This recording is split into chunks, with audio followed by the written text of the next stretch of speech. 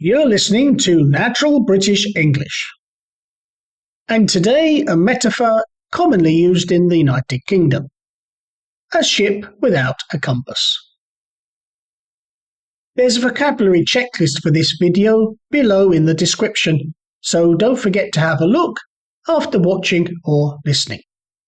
Today I want to explain a metaphor that you might hear in English, especially in discussions about planning, leadership, work, or life decisions. The metaphor is this. The plan is a ship without a compass, adrift and directionless. This sentence may sound poetic or dramatic, but its meaning is very practical. To understand it well, we need to look at what a metaphor is, what the images in this sentence represent, and why English speakers use this kind of language. Let's start with the idea of a metaphor. A metaphor is when we describe one thing by saying it is another thing, even though they are not literally the same. We do this to help people understand an abstract idea more clearly by connecting it to a familiar physical image. English uses metaphors very often, especially in speaking, writing, business, and storytelling. In this metaphor, we are talking about a plan. A plan is an abstract idea. You cannot touch it. You cannot see it physically. It exists in the mind, on paper, or on a screen. Because plans are abstract, they can be difficult to understand or judge. Is the plan good? Is it clear? Is it effective? Metaphors help answer these questions. Now, let's look at the image used in the metaphor. A ship without a compass. A ship is a large boat that travels across the sea. Ships are designed to go long distances, often across oceans. Because the sea is wide and open, ships need tools to know where they're going. One of the most important tools is a compass. A compass tells you direction. It shows where north is, and from that you can find south, east, and west. Without a compass, a ship doesn't know which way it's moving. It might still move forward because the wind or water pushes it, but it doesn't have control over its direction. So when we imagine a ship without a compass, we imagine something that is moving, but not intentionally. It's not guided. It doesn't have a clear destination. It may look active, but it's not truly progressing in a meaningful way. Now let's connect this image back to the plan. When someone says, the plan is a ship without a compass, adrift and directionless, they're saying that the plan exists, but it lacks guidance. It lacks clear goals. It lacks structure or strategy. People may be working, talking, or making decisions, but they don't really know where they're going or why. The word adrift is important here. Adrift means floating without control. Something adrift is not anchored. It isn't tied to anything. It moves wherever the current takes it. In everyday English, adrift is often used metaphorically to describe people, ideas, or organizations that lack purpose or stability. The word directionless reinforces the same idea. Directionless means having no direction, no clear path, no clear future goal. By adding these two words at the end of the sentence, the speaker makes the metaphor stronger and more rhetorical. It becomes more expressive and more emotional, while still remaining professional and appropriate.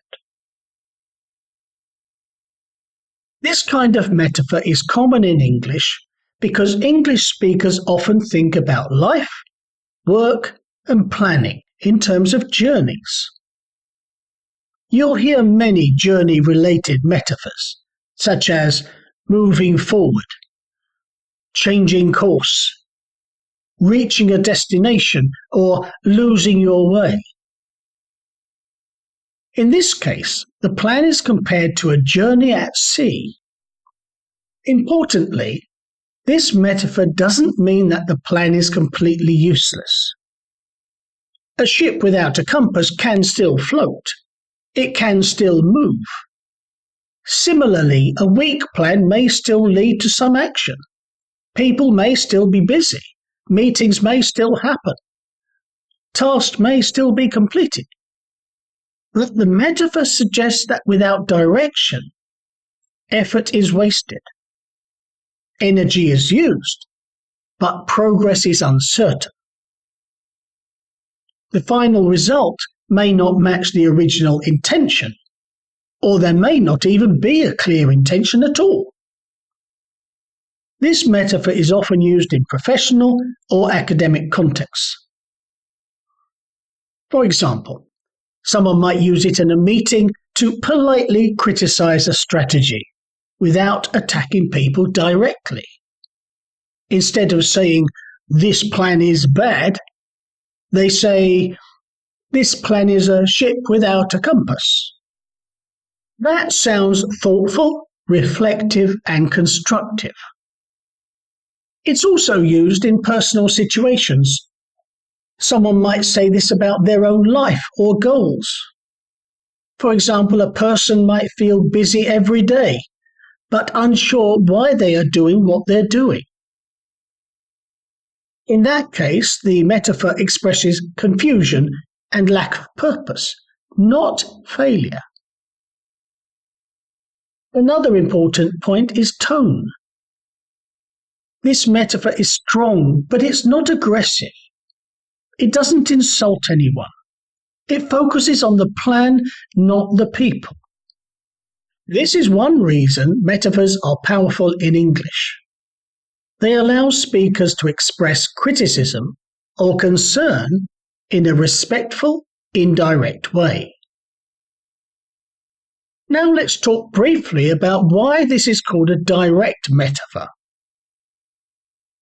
The sentence does not say the plan is like a ship without a compass. It says the plan is a ship without a compass. This makes the language stronger and more confident. The speaker is not just comparing two things casually. They're making a clear statement. If we added like, the sentence would become a simile, which is softer and less dramatic.